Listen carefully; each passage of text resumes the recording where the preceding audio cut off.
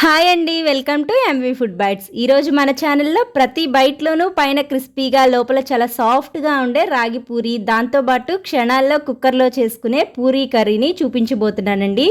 Video ఎక్కడా skip చేయకుండా చివరి వరకు చూసేయండి. దీనికోసం ముందుగా గిన్నెలో కప్పు గోధుమ పిండి, అదే కప్పుతో రాగి పిండి ఒక కప్పు తీసుకొని ఇందులోకి 2 టేబుల్ స్పూన్ల బొంబాయి రవ్వ వేసి రుచికి సరిపడా ఉప్పు వేసి అంతా ఓసారి కలిపి ఇప్పుడు ఇందులోకి కొద్దిగా వాటర్ పోసుకుంటూ చపాతీ పిండి కంటే కాస్త గట్టిగానే కలపండి. పూరీ పిండి ఎప్పుడూ కూడా కాస్త గట్టిగానే ఉంటే బాగుంటుంది, ఎందుకంటే పూరీ అనేది ఆయిల్ పీల్చకుండా ఉంటాయి. ఇలా వీడియోలో చూపిన విధంగా కన్సిస్టెన్సీ అనేది ఈ విధంగా ఉండేలా కలపాలి. ఎందుకంటే మనము బొంబాయి రవ్వ వేసాం కదా, అది నానేటప్పటికి మరి కాస్త గట్టి పడుతుంది. ఇందులో ఆయిల్ లాంటివి ఏమీ వేయొద్దండి. ఇలా కలిపి 10 మినిట్స్ మూత పెట్టి పక్కనుంచండి. పిండి నానేలోపు కర్రీ కోసం హీట్ అయిన కుక్కర్లో 1 టేబుల్ స్పూన్ ఆయిల్ వేసుకోవాలి. పూరీ కర్రీకి ఆయిల్ ఎక్కువ పట్టదండి, తక్కువ వేసుకున్నా బాగానే ఉంటుంది. ఇప్పుడు ఇందులోకి 1 టీ స్పూన్ పోపు దినుసులు, 2 ఎండుమిర్చి ముక్కలు, అవి కాస్త వేగిన తర్వాత ఓ 2 పెద్ద ఉల్లిపాయ చీలికలు పొడవుగా కట్ చేసినవి, 2 పచ్చిమిర్చి చీలికలు, 2 రెమ్మల కరివేపాకు, 2 పెద్ద బంగాళదుంప ముక్కలు పచ్చివే వేసుకొని ఓసారి ఆయిల్లో వేపి రుచికి సరిపడా ఉప్పు, 1 టీ స్పూన్ పసుపు వేసి అంతా ఆయిల్లో ఓ నిమిషం వేపితే సరిపోతుంది. ఇప్పుడు ఇందులోకి ముక్కలు మునిగేటట్లుగా గ్లాస్ నుండి గ్లాసున్నర వరకు వాటర్ పోసుకొని కుక్కర్ మూత పెట్టి 1 లేదా 2 విజిల్స్ పెట్టుకుంటే సరిపోతుంది.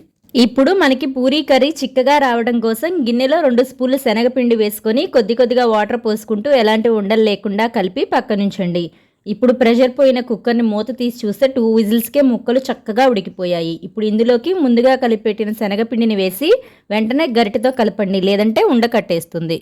ఈ విధంగా కలుపుకుంటూ కనీసం 5 నిమిషాలన్నా మీడియం ఫ్లేమ్ మీద కర్రీని ఉడికించండి. ఈ విధంగా కర్రీ కాస్త చిక్కపడిన తర్వాత స్టవ్ ఆఫ్ చేసుకోవటమే. మనకి చల్లారేసరికి మరి కాస్త గట్టి పడుతుంది. అంతేనండి, మనకి పూరీలోకి ఇన్స్టెంట్ కర్రీ రెడీ. ఇప్పుడు 10 నిమిషాల ముందుగా నానబెట్టిన పూరీ పిండిని ఓసారి బాగా కలిపి చిన్న పిండి ముద్ద తీసుకొని ఈ విధంగా ప్రెస్ చేసి మనం పూరీ చేసే పీటకి కానీ బల్లకి కానీ కాస్త ఆయిల్ని అప్లై చేసుకోండి. ఈ విధంగా ఆయిల్ని అప్లై చేయటం వల్ల మనం పూరీ కాల్చుకున్న తర్వాత కూడా ఆయిల్ అనేది క్లియర్గా ఉంటుంది. ఇలా రోల్ చేసేటప్పుడు పూరీ మరీ మందంగా మరీ పల్చగా కాకుండా ఎక్కడా పూరీకి హోల్ అనేది పడకుండా ఇలా వీడియోలో చూపిన విధంగా మీడియం థిక్నెస్తో చేసుకొని వేడిగా పొగలు వస్తున్న ఆయిల్లో వేసి కాస్త పూరీ పైకి వచ్చిన తర్వాత గరిటెతో ఇలా ట్యాప్ చేస్తే బాగా పొంగుతూ వస్తాయి.